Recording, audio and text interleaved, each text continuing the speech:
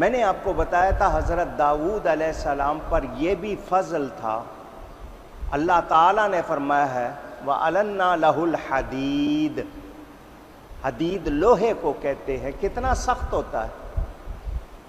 حضرت سلیمان علیہ السلام کے والد حضرت داؤد علیہ السلام، ان کے لیے یہ لوہا ایسا تھا جیسے روئی ہوتی ہے، ہاتھ میں لے کے جس طرح چاہتے تھے اس کو موڑ لیتے تھے۔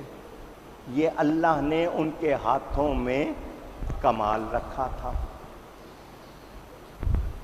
حضرت داؤد علیہ السلام اور حضرت سلیمان علیہ السلام پرندوں کی بولیاں بھی جانتے تھے، اللہ نے ان کو یہ علم عطا فرمایا تھا۔ جن ان کے تابع تھے، ہوا ان کے حکم سے چلتی تھی، جدھر حکم فرماتے ادھر چلتی، تیز کہتے تیز چلتی، آہستہ کہتے آہستہ چلتی۔ کیا سائنس کو یہ کمال مل سکتا؟ اللہ نے اپنے نبی کو عطا فرمایا۔ میرے دوستوں اور بزرگوں، میں نے یہاں پر ایک دو باتیں آپ کو سنانی ہیں، وہ سن لیں۔ حضرت سلیمان علیہ السلام وارث ہوئے اپنے بابا حضرت داؤد علیہ السلام کے، اور میں نے آپ کو بتایا کہ نبیوں کی وراثت مال نہیں ہوتا، مال نہیں ہوتا، علم ہوتا۔ حضرت سلیمان علیہ السلام کے اور بھی بھائی تھے، حضرت داؤد علیہ السلام کے اور بھی بیٹے تھے، مگر وارث ہوئے سلیمان علیہ السلام، ان کو نبوت بھی ملی اور بادشاہی بھی ملی۔ بھائیوں میں عمر میں آخری تھے، جس کو آپ کی زبان میں چھوٹے کہتے ہیں، مگر اللہ تعالیٰ نے ان کو شان عطا کی۔ وہ جو شیخ سعدی کہتے ہیں نا، بزرگی بعقلس نہ بسال، کہ بزرگی عقل سے ہوتی ہے، عمر سے نہیں ہوتی۔ لیکن نبیوں کے بارے میں کیا ہے؟ وہاں قانون اور ہے، وہاں اللہ کی عطا ہے، وہ جس کو چاہے عطا فرمائے۔ آپ لوگوں نے جتنے پرندے دیکھے ہیں، سنے ہیں، مختلف قسم کی بولیاں ہیں ان کی۔ ایک ہی قسم کے پرندے مختلف وقتوں میں مختلف بولیاں بولتے ہیں۔ کبھی ان کی آواز لمبی ہوتی ہے، کبھی بہت مختصر ہوتی ہے، بعض کا ایسا لگتا ہے جیسے شور کر رہے ہیں، بعض کی آواز میں بہت سریلا پن ہوتا ہے۔ سب کی بولیاں ایک جیسی نہیں۔ یہ دونوں باپ بیٹا دونوں نبی ہیں، یہ دونوں پرندوں کی بولیاں جانتے تھے۔ حضرت سلیمان علیہ السلام نے مور کی آواز سنی، مور، طاؤس، پیکاک کہتے ہیں آپ نے اس کی آواز سن کر کہا یہ کہہ رہا ہے جیسا کرو گے ویسا بھرو گے۔ نبی نے سن کر کہا۔ ہدہد کی آواز سن کر آپ نے کہا یہ کہہ رہا ہے اے گناہ گارو، اللہ تعالی سے بخشش مانگو۔ ایک لمبے بازوؤں والا، چھوٹے پاؤں والا، سیاہ رنگ کا پرندہ، خطاف اس کو کہتے ہیں، اس کی آواز سن کر کہا کہ یہ پرندہ کہہ رہا ہے نیکی کے کام کرو تاکہ آگے جاؤ تو ان کی جزا پاؤ۔ قمری اس کی آواز سن کر کہا کہ یہ تسبیح پڑھ رہی ہے سبحان ربی الاعلی۔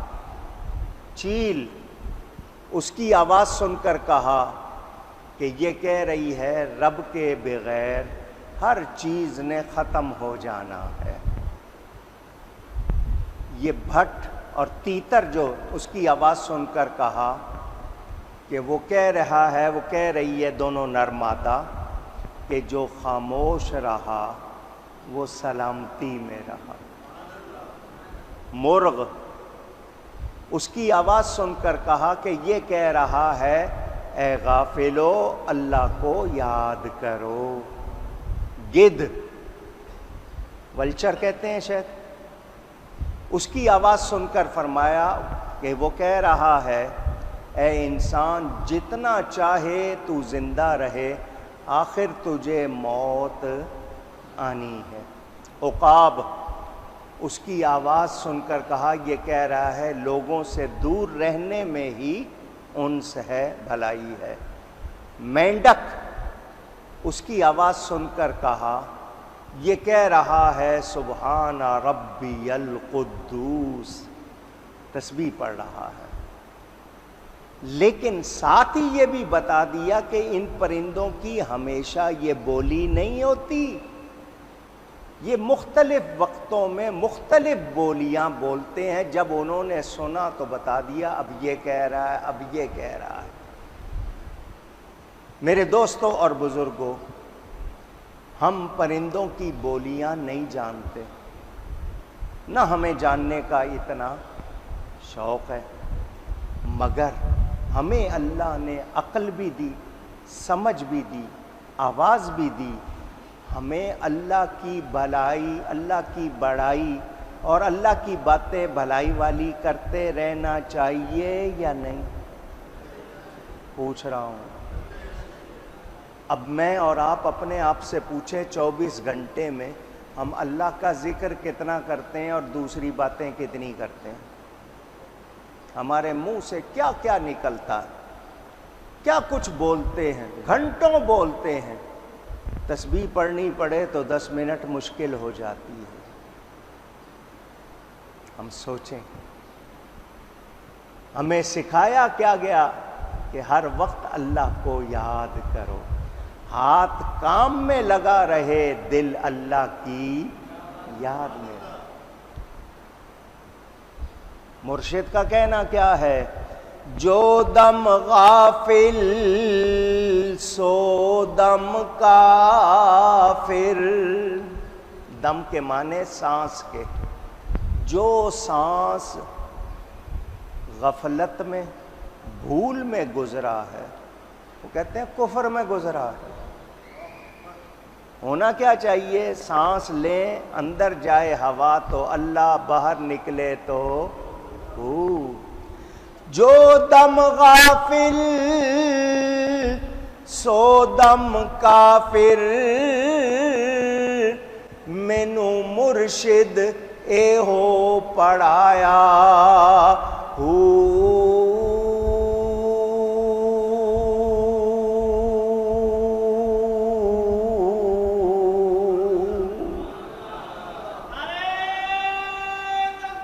اللہ۔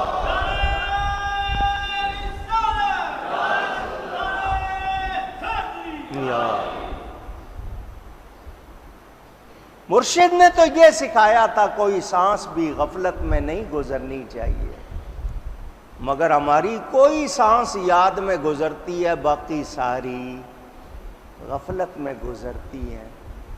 میں نے سورہ رعد میں آپ کو بتایا تھا وہ بادل جو ذکر کرنا چھوڑ دیں پھر فرشتے ان کو کوڑے مارتے ہیں۔ جو پرندے تسبیح بھول جاتے ہیں وہ پھر شکار ہو جاتے ہیں۔ اور ہم انسان ہو کر، اشرف المخلوق ہو کر ہمارا کیا حال ہے؟ سوچنا چاہیے۔ اللہ تعالی نے حضرت سلیمان علیہ السلام کو جو لشکر دیا تھا وہ 3 حصوں پر تھا، جن، انسان اور پرندے۔ ان کے لشکر میں تینوں تھے۔ جن سے مراد آپ جانتے ہیں یہ ایک مخلوق ہے، دھوئیں سے بنائی گئی ہے اور اس کی تعداد انسانوں سے زیادہ۔ بہت سے لوگوں کو شوق ہوتا ہے جن قابو کر لیں، شاید جن قابو آ جائے گا تو مالا مال ہو جائیں گے۔ ایسی کوئی بات نہیں ہے۔ وہ آپ کے ویسے غلام بن جائیں آپ اتنے نیک ہو جاؤ وہ آپ کے غلام بن جائیں، آپ کے کام کریں گے، لیکن یہ مراد نہیں ہے کہ آپ کو دوسروں کی دولت اٹھا کے لا دیں گے، ایسا کوئی مسئلہ نہیں ہے۔ پہاڑی قبائل، کچھ لوگوں نے کہا کہ وہ لوگ جو قبائل ہیں یہاں جنوں سے مراد وہ ہیں، اور پرندوں سے مراد تیز رفتار گھوڑے ہیں۔ لوگوں نے کہا یہاں جو حضرت سلیمان کے تابع ہوئے تھے نا جن، ان سے مراد جن نہیں ہے بلکہ وہ قبائلی لوگ ہیں، اور پرندوں سے مراد تیز رفتار گھوڑے، تو پھر انسانوں سے مراد بھی کوئی بات کہہ دیتے، یہ بھی کہہ دیتے کہ انسانوں سے مراد کوئی کون سی مخلوق ہے، وہ بھی کہہ دیتے۔ تو یہ لوگ جو اس طرح کی تفسیریں کرتے ہیں اللہ ان سے بچائے، یہ خود ہدایت پر نہیں ہوتے اور دوسروں کو بھی گمراہ کرتے ہیں۔ حضرت سلیمان علیہ السلام کو اللہ نے یہ شان عطا کی تھی۔ کہا جاتا ہے ان کے لیے جو کہانیاں بنی ہوئی ہیں وہ نہیں سنا رہا، کہانیوں میں کیا کیا لکھا وہ بھی بتا دیتا ہوں۔ بعض لوگوں نے کہانیوں میں لکھا ہے کہ 3 لاکھ کرسیاں رکھی جاتی تھیں، آپ کے قریب مومن بیٹھتے تھے، پھر ان کے پیچھے جن بیٹھتے تھے، پھر پرندوں کو حکم دیتے تھے وہ ان پر سایہ کرتے تھے، ہوا کو حکم دیتے تھے جو ان کو اٹھا لیتی تھی، اور کوئی ان میں حرکت وغیرہ آپ کی اجازت کے بغیر نہیں ہوتی تھی۔ 100 فرسخ میں آپ کا لشکر پھیلا ہوتا تھا، 25 فرسخ میں انسان ہوتے تھے، 25 فرسخ میں جن ہوتے تھے، 25 فرسخ میں وحشی جانور اور پرندے ہوتے تھے، لکڑی پر شیشے کے بنے ہوئے آپ کے 1000 گھر تھے، 300 آپ کی بیویاں تھیں، 700 لونڈیاں تھیں، جہاں چلے جاتے آپ ہوا کو حکم دیتے، وہ ہوائی جہاز کیا اڑے گا، وہ اتنی تیزی سے اڑا کے لے جاتی۔ یہ لوگوں کی بنائی ہوئی کہانیاں ہیں، کیا ہیں؟ جس نے جو چاہا آگے سے جوڑ کر بنا لیا۔ حضرت سلیمان علیہ السلام کا گزر ہوا چیونٹیوں کی وادی پر، آپ کا زیادہ تر لشکر ہوا کے ذریعے سفر کرتا تھا، لیکن اس سفر میں آپ لوگوں کی طرح پیدل زمین پر چل رہے تھے، کچھ سوار تھے۔ چیونٹیوں کی وہ بستی جیسا کہ میں نے بتایا طائف میں، کچھ لوگ کہتے ہیں نہیں ملک شام میں تھی، واللہ عالم۔ ان کو حکم دینے والی وہ جو ان کی سردار تھی، ملکہ تھی، جس کا نام بھی میں نے آپ کو بتایا، وہ لنگڑی تھی، یہاں تک لکھا ہے کہ اس کی ایک ٹانگ درست نہیں تھی۔ 3 میل کے فاصلے سے حضرت سلیمان علیہ السلام نے اس کی آواز سن لی۔ میرے نبی سے جانوروں نے کلام کیا، آپ واقعات سنتے رہتے ہیں۔ حضرت سلیمان جو اس کی بات سن کر مسکرائے تو وجہ کیا تھی؟ ایک وجہ تو یہ کہ یہ اپنی قوم کی ہمدرد ہے، ان کی جان کی حفاظت کر رہی ہے۔ دوسری بات کہ رب کی عطا کہ اللہ نے اس کو سمجھ بھی دی ہے، نبی کا ادب بھی اس کو ملا ہے، اور کتنی اچھی بات کر رہی ہے، اس وجہ سے آپ مسکراتے ہوئے ہنس پڑے۔ ہنسنے کا مسئلہ آپ نے سنا ہوگا، ہلکا سا تبسم، مسکراہٹ کے آپ کے ہونٹوں پر ہلکی سی مسکراہٹ آ جائے اس کو تبسم کہتے ہیں۔ دانتوں کے ظاہر ہونے کے ساتھ ہی ہلکی سی آواز بھی آ جائے اسے ہنسی کہتے ہیں، اور اگر آواز بلند ہو اسے قہقہا کہتے ہیں۔ آپ کو پتہ ہوگا میرے نبی پاک صلی اللہ علیہ وسلم نے قہقہا نہیں لگایا، آپ کی عادت تھی مسکرانے کی، کبھی کبھی ہنس بھی لیتے تھے، مگر آواز نہیں ہوتی تھی، آواز نہیں ہوتی تھی۔ یعنی حضور صلی اللہ علیہ وسلم کا ہنسنا کہ آپ کی داڑھیں نظر آئیں مگر قہقہے والی کیفیت نہیں کی۔ نماز میں آپ پر ہلکی سی مسکراہٹ طاری ہو جائے گی، نماز میں فرق نہیں آئے، لیکن آپ کے دانت نکلے ہیں، ہنسی آ گئی ہے تو نماز ٹوٹ جائے گی، قہقہا آ گیا تو وضو بھی ٹوٹ جائے گا۔ نماز کی حالت میں احتیاط کرنی ہوگی۔ میرے دوستوں اور بزرگوں، چیونٹی نے ساتھیوں کو کہا روندی جاؤ گی، کچلی جاؤ گی، مسلی جاؤ گی، پاؤں کے نیچے آ کے ختم ہو جاؤ گی۔ یہ سلیمان علیہ السلام ہے اور ان کا لشکر ہے، تم بے دھیانی میں ماری نہ جاؤ، اپنی حفاظت کر لو۔ اب جو میں بات کرنے لگا ہوں، پھر ایک مرتبہ، کتنی مرتبہ کی، بار بار کہہ رہا ہوں کہ سیکھ لیں۔ تنبیہ، وارننگ،